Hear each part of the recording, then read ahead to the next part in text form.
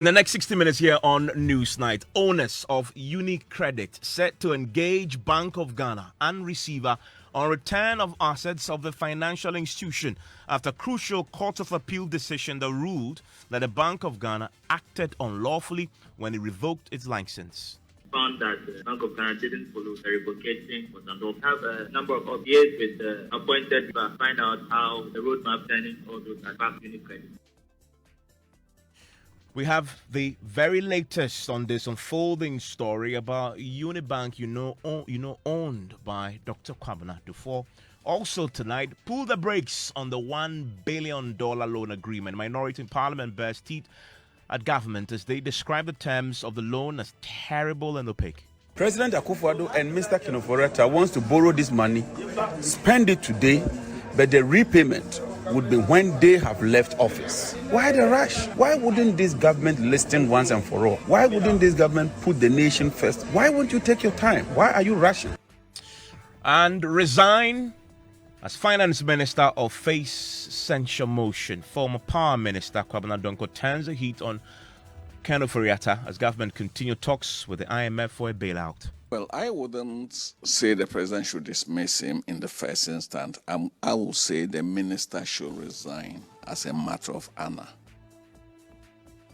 And in business, 2023 budget represented in November this year expected to be influenced by current moves to secure program with the IMF, with analysts projecting that it could be an austere budget. Communications Director of the Ghana Football Association, Asani Dara, presents the rationale behind the GFA's decision to try and convince dual nationalities to play for the Black Stars. We have more details for you later.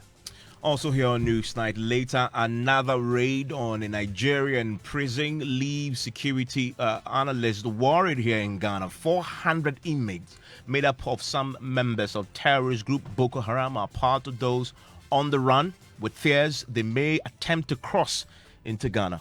From the records, we believe that they belong to a particular, and most likely they are Boko Haram, because we have sizable number of Boko Harams that are in detention. And we are in the UK tonight, where Ghanaians there have been expressing mixed reactions to Prime Minister Boris Johnson's resignation. It needed to happen. And I know he left kicking and fighting, but in reality, there needed to be some stability back in the Conservative Party. As much as we may not have liked Boris while he was in office, we are definitely not going to vote for Keir Starmer. Would this affect me? I don't know.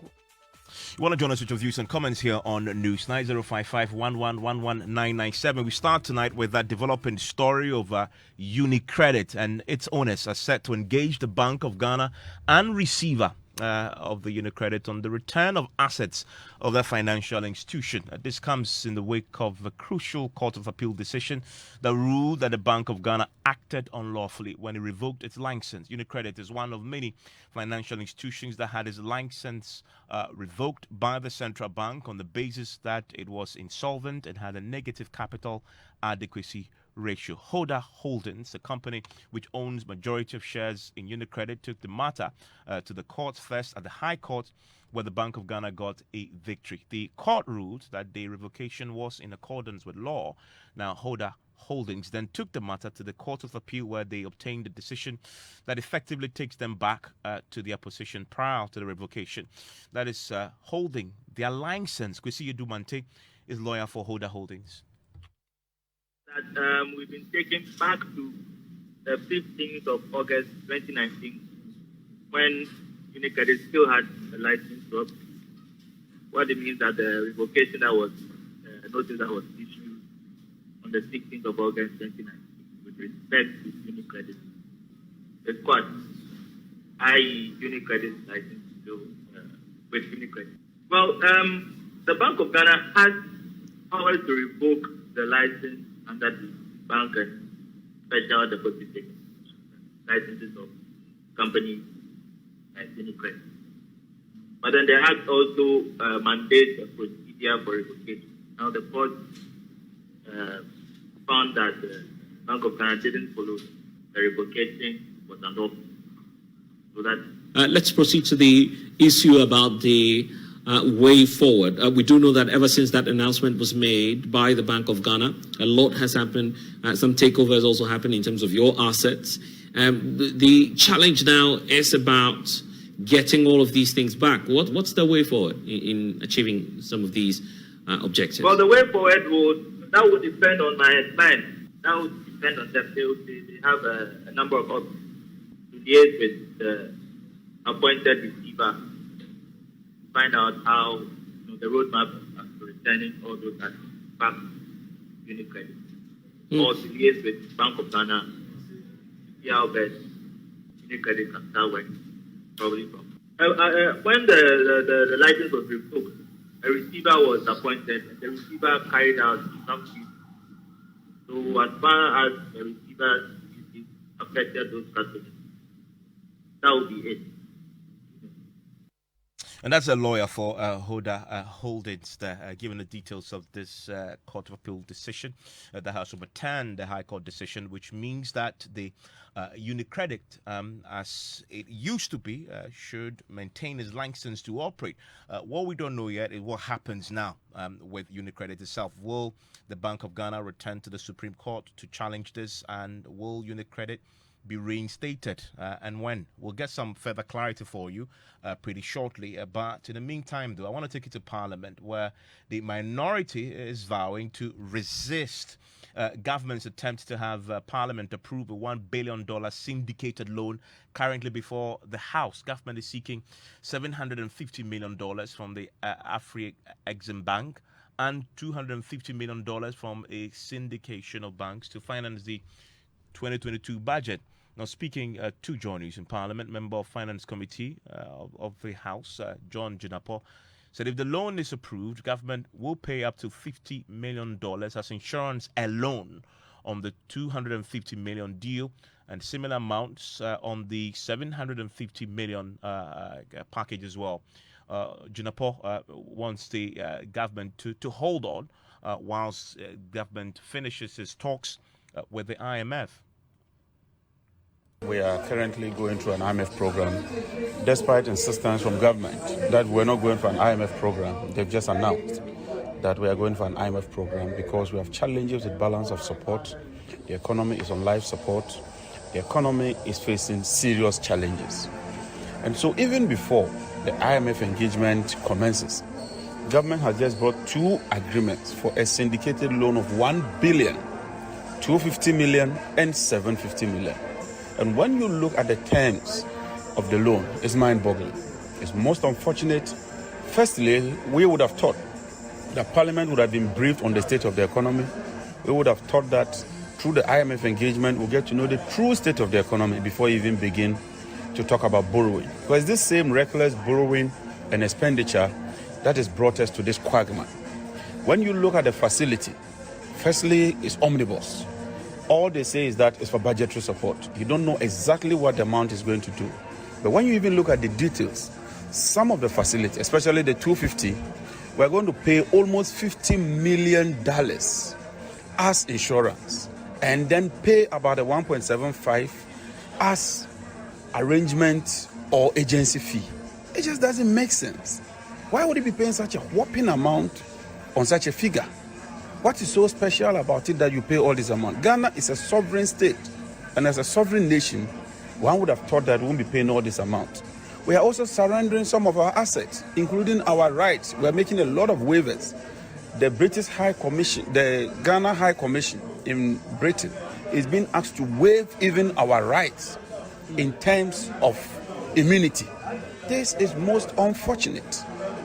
And worst of all, President Akufo-Addo and Mr. Kinoforeta wants to borrow this money, spend it today, but the repayment would be when they have left office.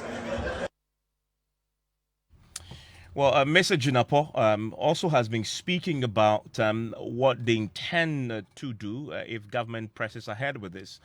John Mahama 2 weeks ago spoke about this loan agreement, if you recall, and asked the NDC MPs to vote against the disagreement if it comes up. Mr. Jinapo says his side will fully comply with the directive from the former president. He's calling on his colleagues from the majority side to join them, kick against the deal. Ghana would have to look for extra 11 billion cedis or more in terms of repayment of loans. So when you add this, obviously in 2025, this economy is going to crash. And so I think that both majority and minority side should do the needful and ask the minister to withdraw this request. Let's go through all the processes, look at the true state of the economy, why we are in this mess, what we ought to be borrowing, and exactly where we are applying those funds. Given the current circumstance and given what they've given us, it's so opaque, it's not transparent, it doesn't stand the test of time. And I hope that MPs from both sides would put the nation first for the first time and do the needful by rejecting this request. And we'll take it to Parliament shortly, but because from what we understand, this loan has been scheduled to be considered and possibly approved by Parliament tomorrow. And already we are getting a hint when it comes to what the minority side strategy will be. Once again, they are trying to rush this. You would recall that e-levy, we cautioned them, they did not listen. Vehicle levies, we cautioned them, they did not listen. A lot of taxes and programs or policies that government has brought here that we've cautioned them, which they bulldoze their way through, they've always hit a wall. Why would you even want to table this before the House when we haven't even sat as a committee? We haven't even looked at it. The committee hasn't even sat to listen to the Minister of Finance, and yet you've tabled it for tomorrow. Why the rush?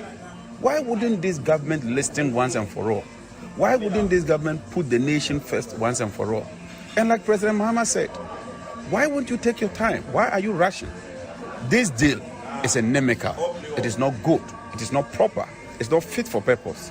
And we must insist that it is withdrawn and the right thing done before we even think of considering it. Let me take it to Parliament now. Kweku Asante is our parliamentary correspondent there. Kweku, can you confirm if this is being scheduled for consideration tomorrow? Yes, Evans. Indeed, if you look at the order paper for tomorrow, the advertised order paper, you realize that the resolutions to approve those loans agreements have been put on the order paper, which suggests, usually in Parliament, that the committee is going to meet overnight, prepare an agreement and a report, and present it to the House the next day. I've been trying to work my sources to find out if the committee will be meeting. So far, the committee hasn't scheduled a meeting as of yet, but could happen any moment from now because sometimes they meet overnight to agree on some of these issues. But I can confirm that the advertised order paper for tomorrow has it that the House will adopt a resolution to approve the syndicated loans. Okay, so we'll see what happens tomorrow. But ahead of this, I mean, the finance minister has been placed front and center in the midst of this back and forth, also because of the IMF bailout talks that have begun. Today, a senior member of the minority in Parliament, the former Power Minister, Kwabena Donko, has been pushing and threatening that there is going to be some form of a move in the House to remove the finance minister if he doesn't resign himself. So there seems to be a concerted effort from the minority side to pile pressure on Finance Minister Kenneth Oriata to step aside. During the course of this week, Evans, we've heard from Isaac Adongo, we've heard from the minority leader himself who's spoken about how the Finance Minister must take responsibility, especially when he had insisted that government was not going to seek an IMF bailout. Today I caught up with Kwabena Donko, who himself had resigned at the peak of the energy crisis in 2015. He said the Finance Minister must learn from him and pull the brakes and resign immediately. Well, I wouldn't say the president should dismiss him in the first instance. I will say the minister should resign as a matter of honor. I know Kenneth Oriata personally, and I've known him before he became the Minister for Finance. He's achieved a lot in the private sector, and in the public arena, he's given his best. But his best has not been enough, as we all can attest to. And therefore, I believe it is a matter of honor for him to resign, for a new team to start the negotiations with the IMF and to chart a new course. I sincerely believe he's done his best, and everybody knows his best has not been enough. There may be extenuating circumstances, they may be. However, you take responsibility. He's the Minister of Finance. A few months ago, he categorically stated that we'll never go to the IMF, we'll never go to the fund, We are capable of managing our own affairs.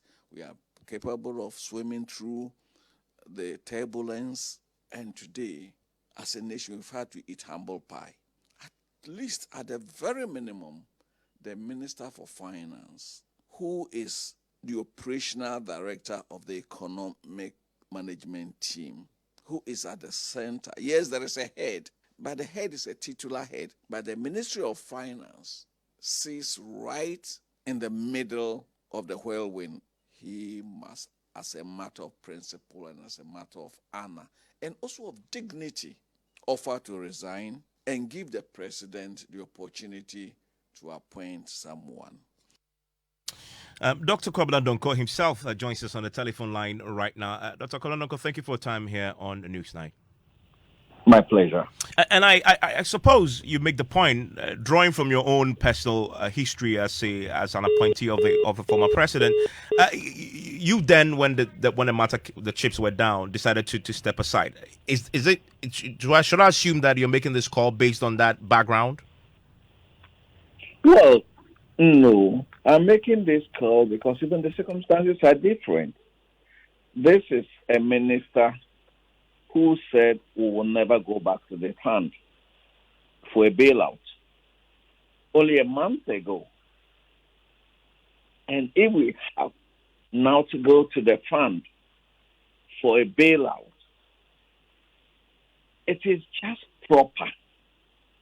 You see, governance or politics must have a minimum of standards, a certain minimum of honesty, a certain minimum of integrity, and a certain minimum of respect for the Ghanaian public. And these call for the Minister of Finance to step down.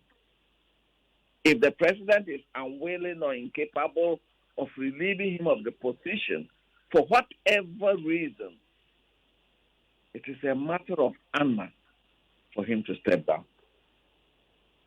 You say your first option is that he does it himself. Clearly, he hasn't done it yet, and clearly the negotiations have started. And IMF, as we know, will deal with the central bank governor and the finance minister. From every indication, he's involved and leading the team. It doesn't appear that he's going to resign. Well, like I said, that is the first option. If he doesn't, Parliament ought to make sure that he goes. You see, the people of Ghana have invested some amount of faith in elected leaders and especially Parliament. And therefore, if an appointee will not do the right thing, it behoves on Parliament to ensure that the faith of the people of Ghana in the electoral process and in the elected, that faith is not dashed. So Parliament must rise up to do the right thing. But it will be preferable for His Excellency the President, for the minister to say, Mr. President, I have served, I've done my best, I've brought this country this far, somebody else must lead from this time forth.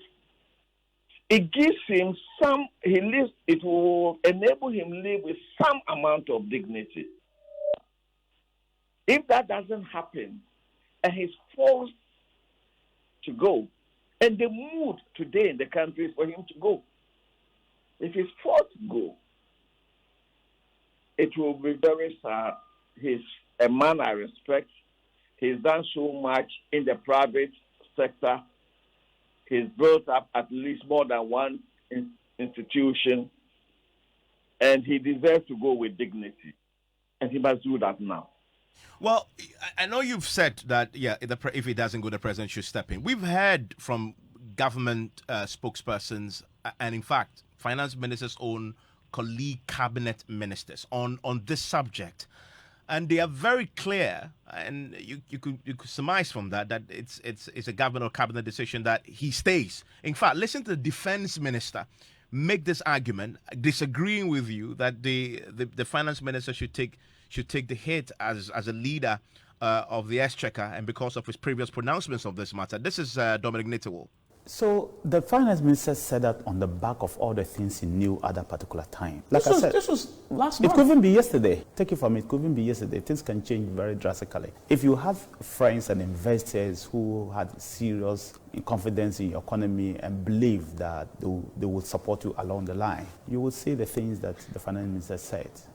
I don't think that the finance minister should be hanged because of that. He was saying what he believed at that time. Why shouldn't he? He misled us. He didn't mislead you. He was telling us exactly what he felt when things were, what he saw at that time.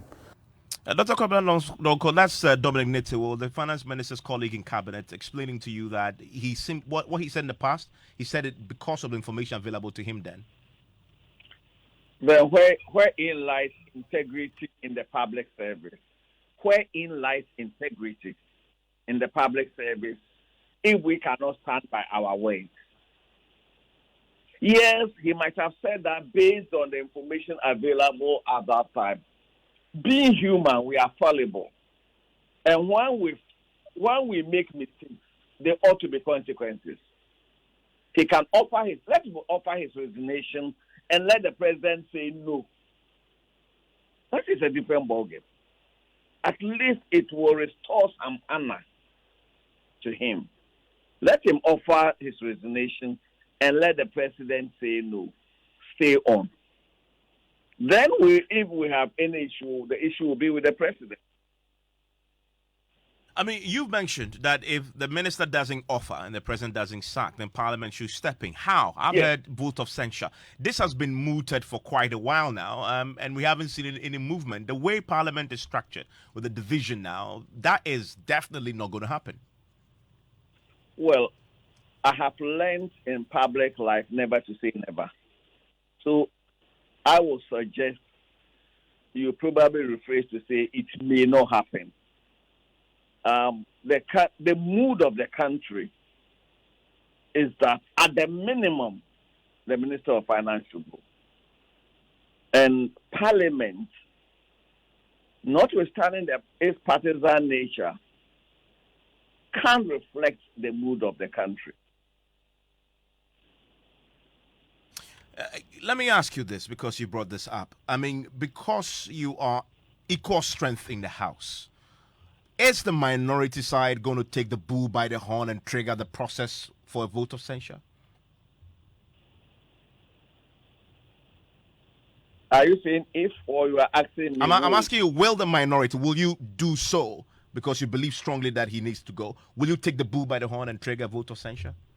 I am not in leadership in the minority, and therefore I cannot speak for the minority, but I know that there are a number of MPs on both sides of the aisle who want to see that.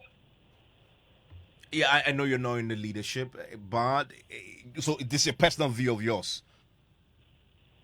It's not shared by your leadership? Well, what I'm saying is that there are MPs on both sides who believe the finance minister should go with some amount of dignity. And if he doesn't, Parliament should consider that. But somebody him to go. Somebody must start the process in Parliament. Will you start that process to Absolutely. galvanize? Some consultations over the weekend and next week. I believe some consultations will take place across the aisle.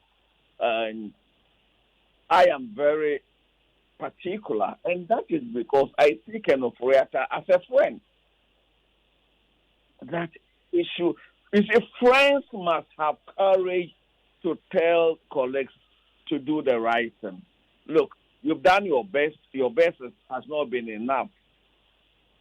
But for the pronouncement, some people will say, okay. But when you are so categorical that we wouldn't go to the fund, and in less than a month we have had to go to the fund, at the minimum, you should step aside. I don't think this is rocket science, or it's too difficult for any rational being to understand. That we are human, we don't know it all. We make mistakes, but we take responsibility for our mistakes.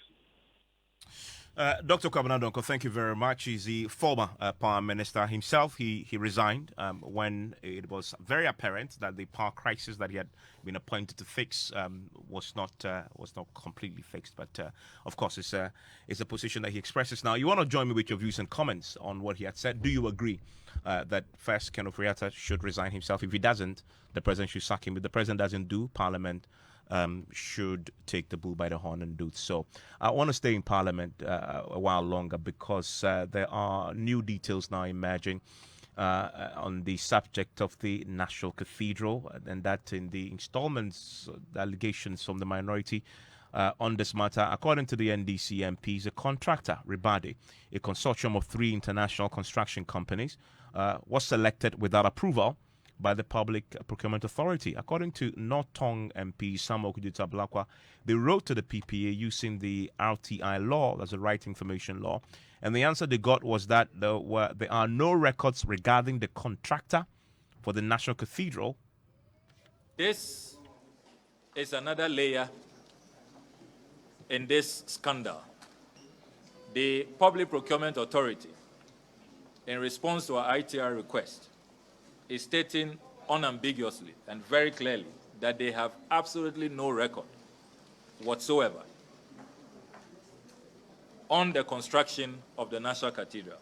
Now, it is important to point out that if you read the Public Procurement Act 2003, Act 663, Section 14(1)(a) is very clear that whether the project is being funded in part or in whole. That is, whether partially or fully with public funds. That project is subject to the procurement laws of Ghana. Section 14(2)(e) also provides, in very unambiguous terms, that once the entity is a state-owned enterprise, to the extent that public funds are involved in the project, you require PPA approval. All of these sections of the Public Procurement Act have been flagrantly violated. So the question is, how did Ribade Company Limited come by this massive contract, which is now at $400 million? Remember, it started at $100 million, went to $200, $250, $350 million. The latest that Ribade is publishing on his website is that they have negotiated with the Ghanaian government and they have won a $400 million contract. How did they win that contract? How were they selected? Remember that the advantage that going through a public procurement process legally offers you is that you get value for money.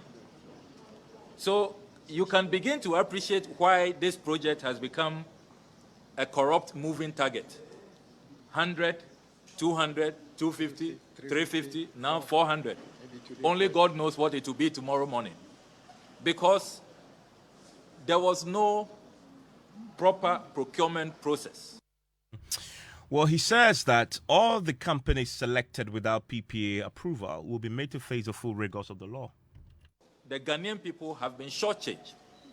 And so, as it is now, these contractors can mention any price, anybody can mention any figure at all, and it is taxpayer funds which is unconstitutionally being withdrawn and being used for this project. So we are bringing this to the fore, that this is yet another in the unending, the countless scandals, illegalities, infractions, breaches, unconstitutional conduct that has attended upon this National Cathedral project. This is a project that we will have thought will be the epitome of purity, of holiness, of righteousness, of legality, of truthfulness, because this is the Lord's temple. If this is how we go about building the Lord's temple, then what will we do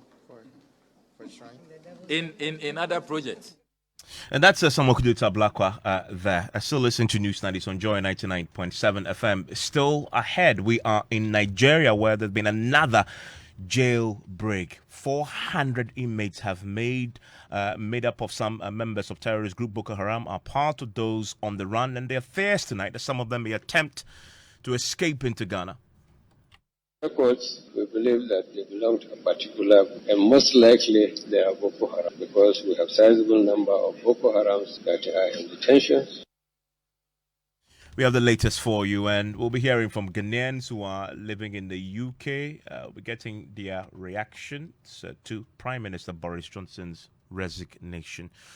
George, you are facing the studio with details from the world of business. Hello, George. Hi, Evans. And the 2023 budget to be presented in November this year expected to be influenced by moves to secure a program with the IMF, with analysts saying an austere budget is not out of place, and the Ghana city is yet to be impacted by current talks for an IMF program, despite interest rates responding to the current developments.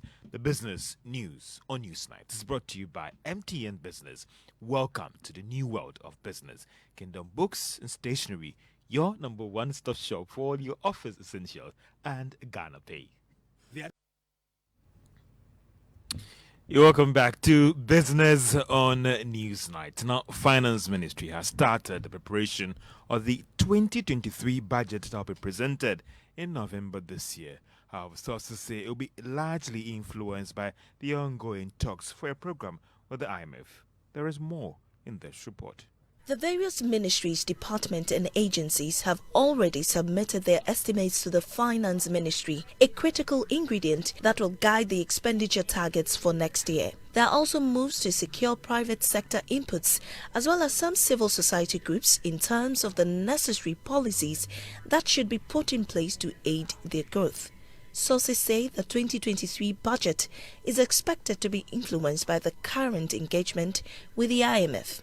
There are speculations that we may be up for an austere budget next year. This is due to a push to reduce the budget deficit and control the country's rising debt stock. The Finance Ministry, in a recent questions and answers on Ghana's proposed program with the IMF, noted the e-levy will not be removed. Instead, they will look at introducing some new tax measures. So maybe there is the likelihood that some fresh tax policies will be announced in the 2023 budget. This might not necessarily result in hiking existing tax rates or introduction of new taxes, but fresh measures that will impact the country's revenue mobilization.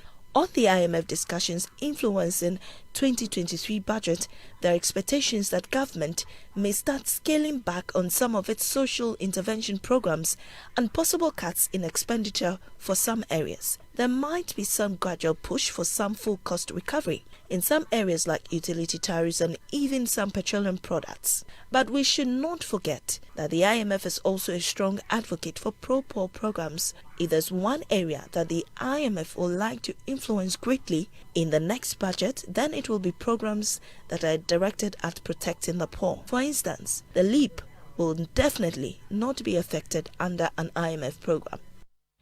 And that is a business text report. Now, some economists are projecting aggressive cuts with the macroeconomic indicators for this year. This, they expect, will be captured in the media review of estimates that will be presented by the Finance Minister, Ken Ofri-Atta, next Wednesday. Now, this is the date that the minister has proposed, subject to Parliament's approval. Courage Mate is an economist and is one of those who are looking forward to some cuts in the macro numbers come next Wednesday.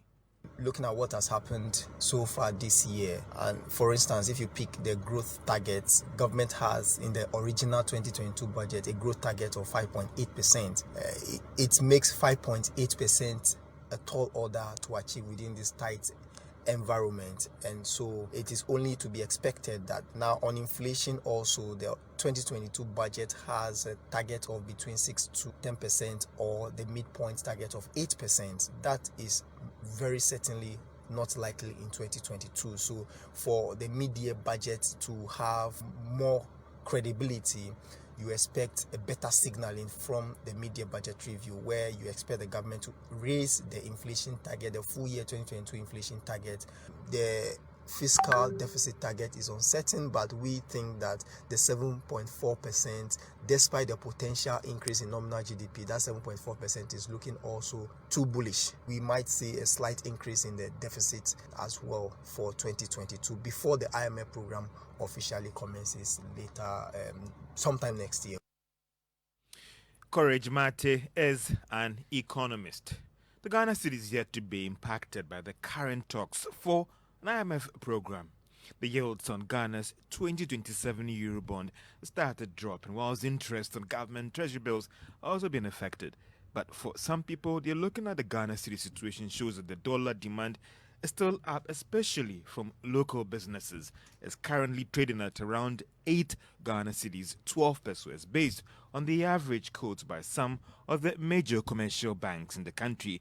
Some market analysts have told Joy Business that the development shows that the dollar demand is real and is not backed by speculative activities. Some have also indicated the news is as a result of not enough fresh supply from offshore investors and even the Bank of Ghana to the market. The National Petroleum Authority has indicated that it has taken the necessary measures to ensure that the oil marketing firms are pricing within their approved bands. It's coming on the back of recent adjustments on the market, with all consumers describing it as far higher than what it has been projected. But the authorities insisting that the current market numbers are within the regulatory limits. Kudos Mohammed speaks for the National Petroleum Authority. There is a certain regular surveillance that is done by the Pricing and Regulation Department in conjunction with our offices across the country. So they regularly bring the report as part of their monitoring exercises, what is reported to us and what is posted onto their pricing boards. I've not had any information of an inconsistency, and I believe that if anything had come to the attention of the Economic Regulation Department, I probably would have been brought into the picture, and then I can communicate that. But trust that we are working at it, and we are not allowing anybody to charge beyond what has been posted to us as their price indicators. You can only post within or below. You can post outside what you've given to us as an authority. Kudos Mohammed speaks for the National Petroleum Authority. Now, government has extended the time for AK Energy to submit its plan of development covering its oil exploration activities on the deep Tanoke 3-point area. Now, the decision was due to uncertainties on supply commitment triggered by the Ukrainian war. A statement issued by the company noted that government has agreed to work together to resolve the issues when it comes to the timely submission of the plan. Now, the Russian oil firm look has about 38% in the project. Let's turn our attention to the stock market. And if you're an investor in City General, you have dropped a peso, and the value is now worth 1 Ghana cedis, 17 pesos. To ETI also lost a peso and is now worth 16 pesos per each share on the market. And that's all for business on Newsnight. Back to you, Evans. Thank you very much, George. And you are live here on Newsnight. It's on Joy 99.7 FM. A few of your messages on our WhatsApp console. Boris Johnson respectfully resigned after several of his ministers did so earlier over some trivial issues for love of country. I expect same here, starting from Akufo-Addo, the president of Ghana, even if not massive resignation. In this, he says, scam 419 government. That's Elliot there.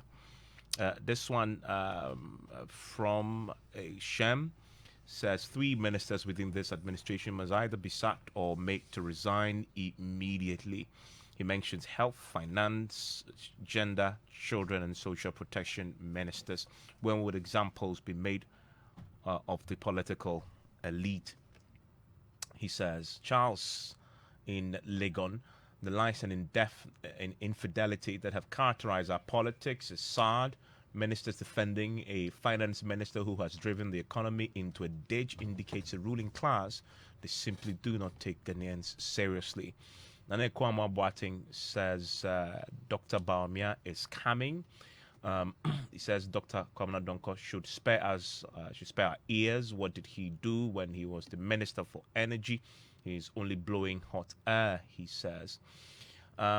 This one says, Evans, the finance minister must be fired. Today, Boris Johnson has resigned, and over 50 others resigned too, because Mr. Johnson never wanted to resign per best practices. And a final one from AU Farouk. I wonder what is still keeping the finance minister in office when Ghana learn from the democratic leadership in the UK. We'll bring you more on that story from the UK pretty shortly. But in the meantime, let's go to Nigeria, shall we? Because there are fears tonight that some 400 prisoners, including Boko Haram operators, may be attempting to cross into Ghana after they broke jail there. Now, some members of the terrorist group Boko Haram are part of those on the run after loud explosions and gunfire were heard near the Kuje medium security prison. The BBC reports that the so-called Islamic State group, which operates in West Africa under the name ISWAP and is aligned with Boko Haram, has claimed responsibility for the jailbreak. There are fears that the prisoners could escape into Ghana. We'll be hearing from an analyst pretty shortly. But first, listen to Nigeria's Defense Minister, Bashir Magashi. He says 64 Boko Haram terrorists also escaped. Well, it started around 10:15 or 10:25, and the security forces reacted to it, and that's why we are here today. But what actually happened, they came in numbers, they gained entrance into the prison, and they released some of the inmates, and which we are now following to see the kind of inmates they released. So the people who came to do these activities, from the records, we believe that they belong to a particular, and most likely they are Boko Haram, because we have a sizable number of Boko Harams that are in detention, and presently we could not locate any of them. All the number, I think there are about 64 that is in the prison, and none of them now is available. They have all escaped.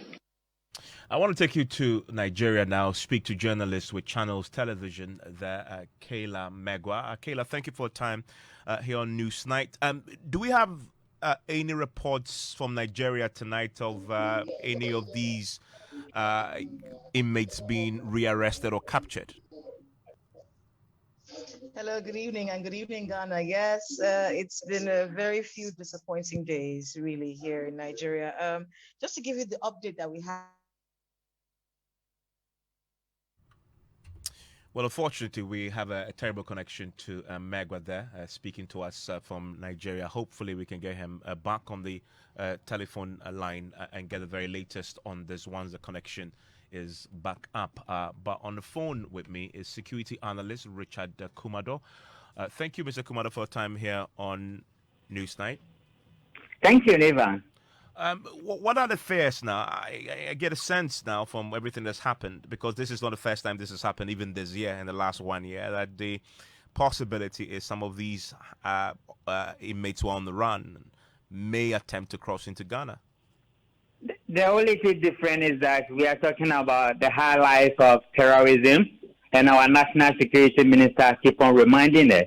What needs to happen is that nations within West Africa zone would need to start exchanging intelligence communications more broadly, and they would need to use dialogue among their operations. And once that is done, it makes cross-border crime very easy to attract and to identify criminals who want to cross. Other than that, all of us within the security intelligence community are working around the clock to ensure that many of them will not find their way into Ghana.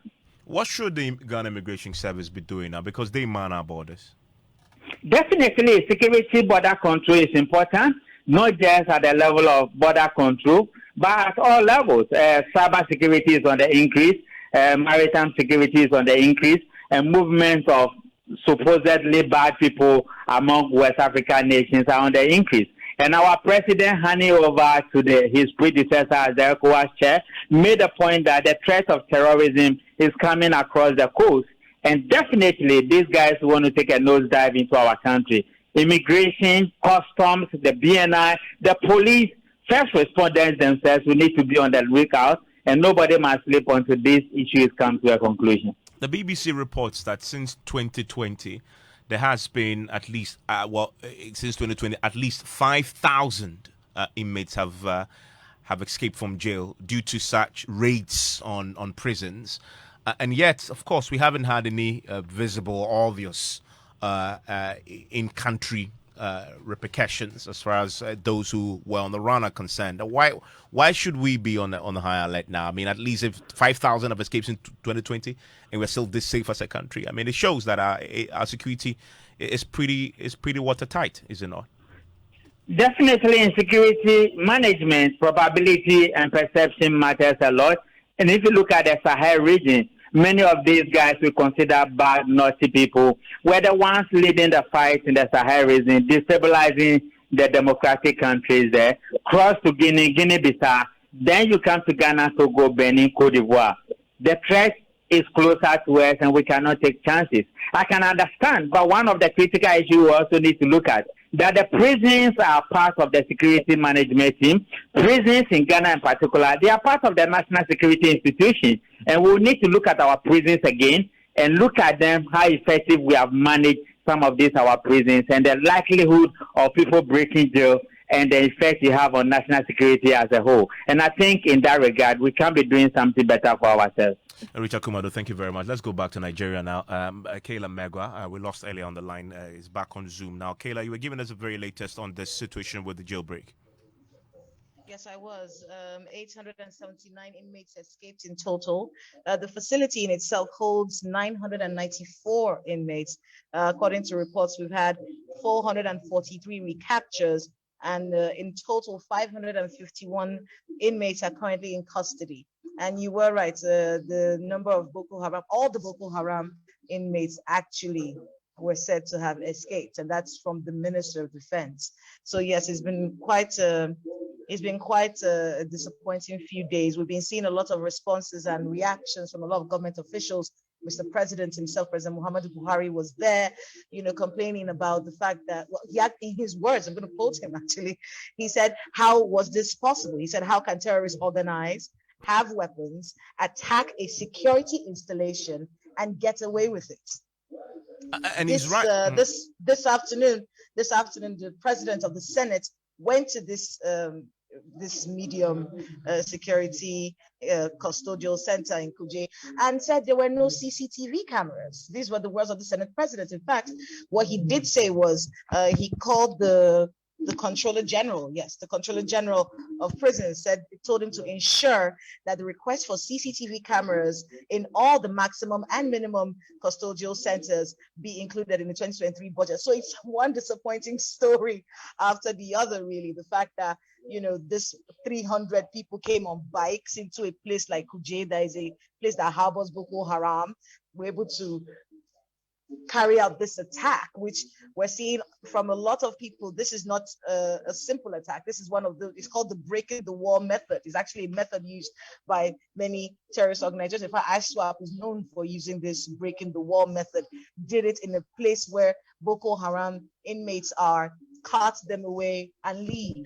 And then we're finding out there are no security cameras. There's no CCTV cameras in this place, even if it is a medium security custodial center. Pretty disappointing, and it's one disappointing story after the other following this attack. And from everything we're reading, this appears to be the latest in a long string of jailbreaks in Nigeria and Nigerians' recent history dating back to 2020. I mean, so this clearly is not a one-off.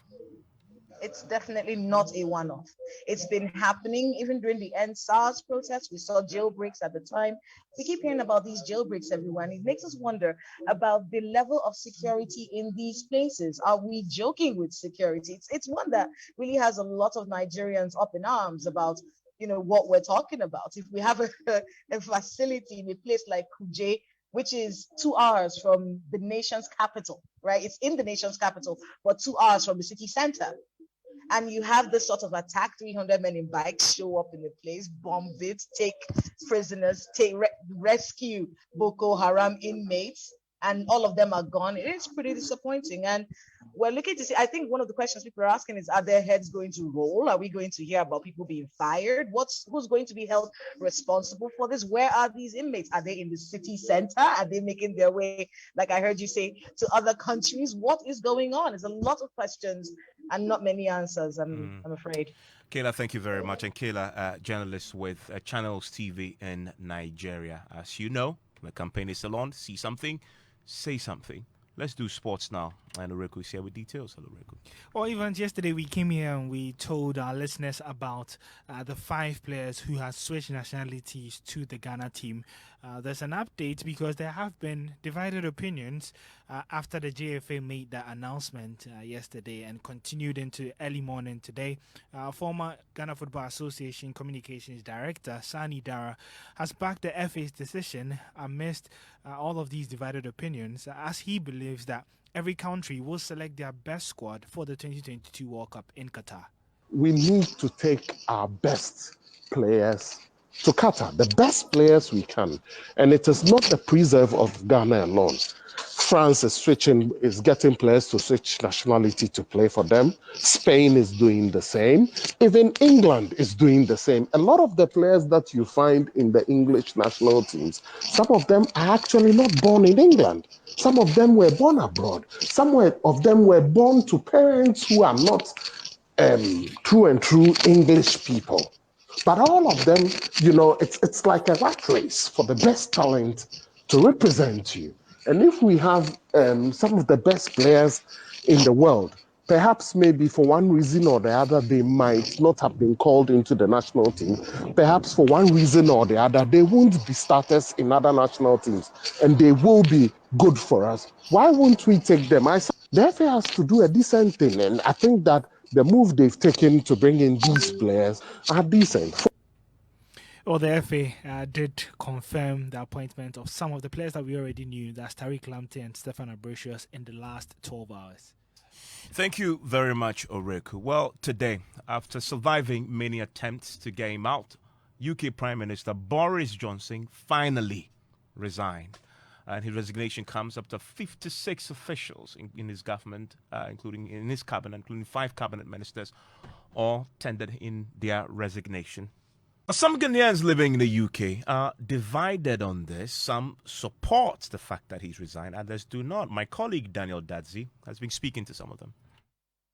The moment he lost the trust of both his party members and the populace, he needed to resign. That was the honorable thing to do. And I know he left kicking and fighting, but in reality, there needed to be some stability back in the Conservative Party. As a British citizen, and as much as we may not have liked Boris while he was in office, we are definitely not going to vote for Keir Starmer. So the point becomes, who then is going to replace Boris? It is what it is. It's politics, but politics is a dirty game. And so it's bound to happen anyway. If you don't conform to the rules and regulations and the things that these people want, they will take you out. Would this affect me personally?